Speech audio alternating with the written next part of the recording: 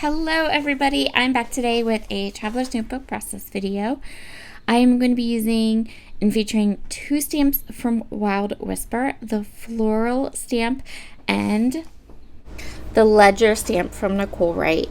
Part of the reason I absolutely love using my stamps on projects is because your ability to create a project in any color you want is limitless. It is literally quite it is really only limited by your imagination. So I'm going to be working in my Traveler's Notebook.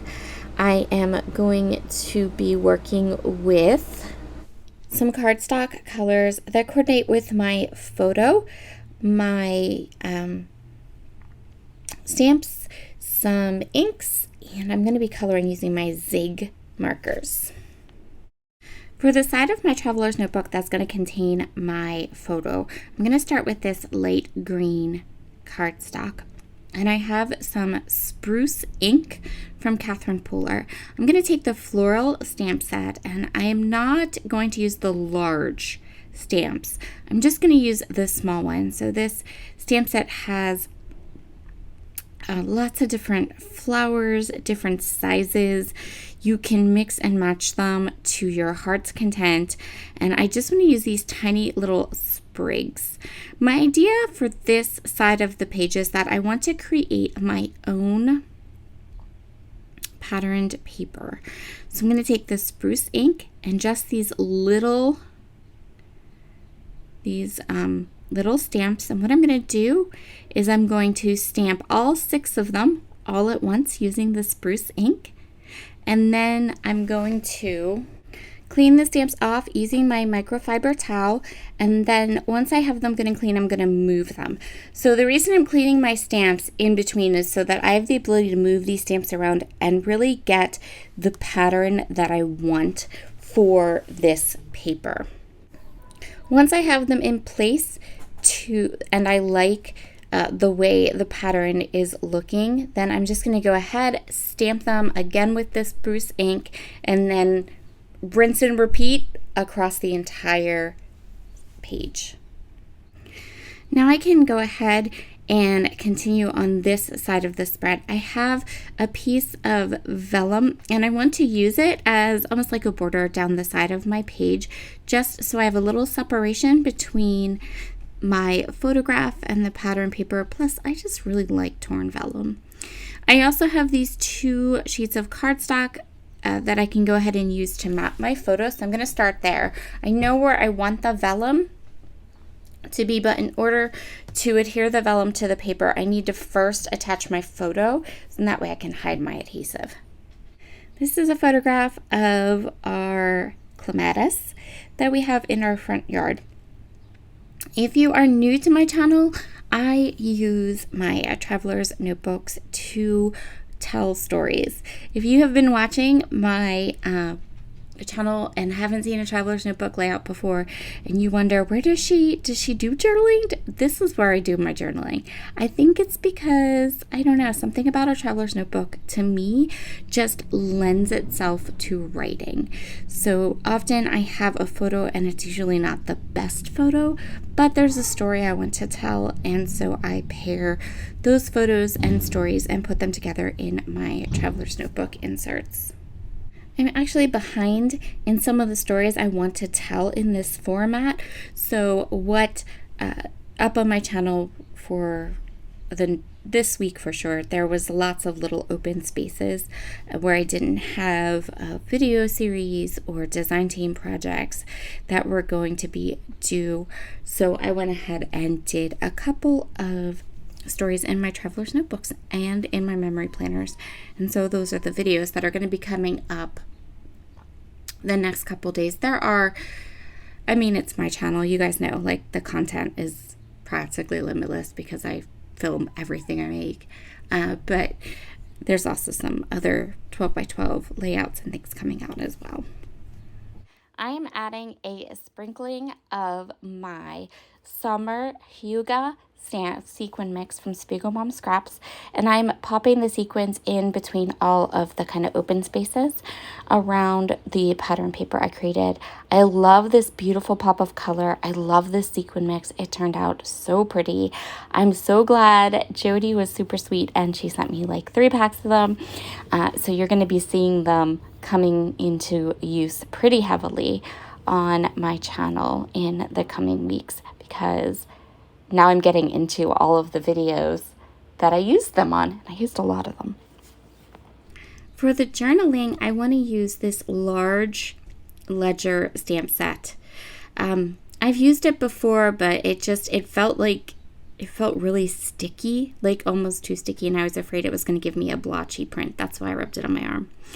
And I am going to stamp it using buttercream ink from Catherine Polar. This ledger stamp set is super versatile. In addition to the large kind of journaling block that comes in the set, you get an entire alphabet, a whole bunch of words. It's a really nice stamp set. The alphabet letters are very small, but they're going to work perfect for what I have planned.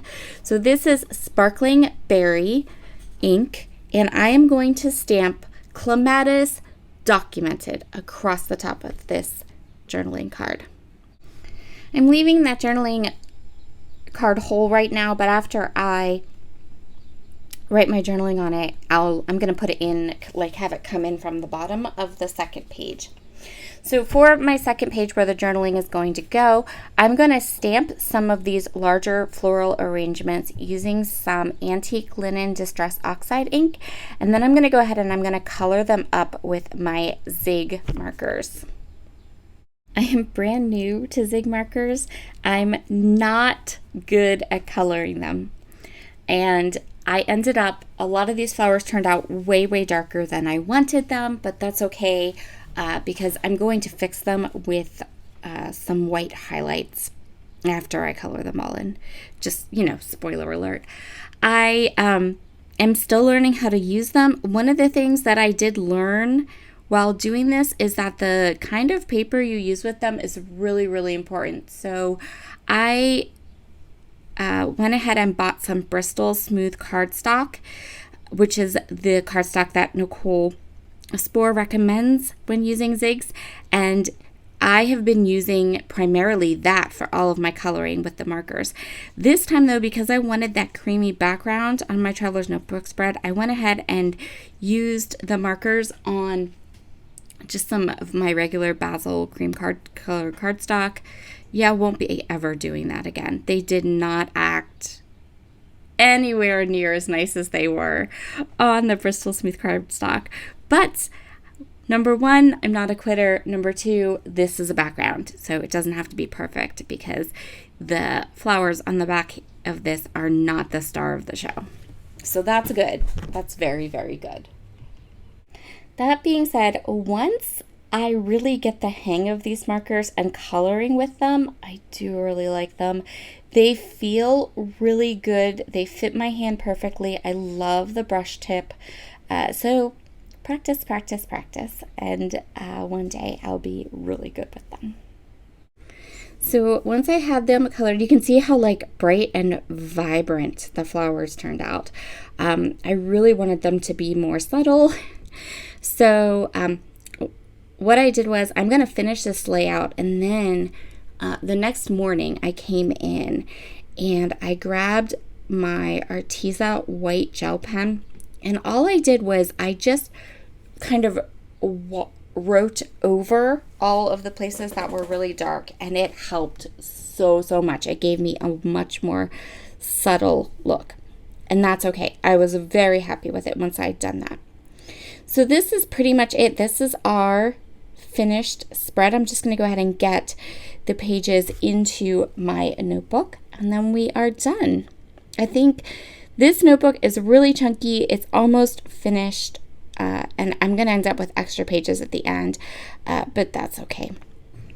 Here are the close-ups where you can see how I used the white marker to kind of give the flowers a more whimsical look, and it really kind of pulled back the color a little bit so it wasn't quite so bright and brilliant.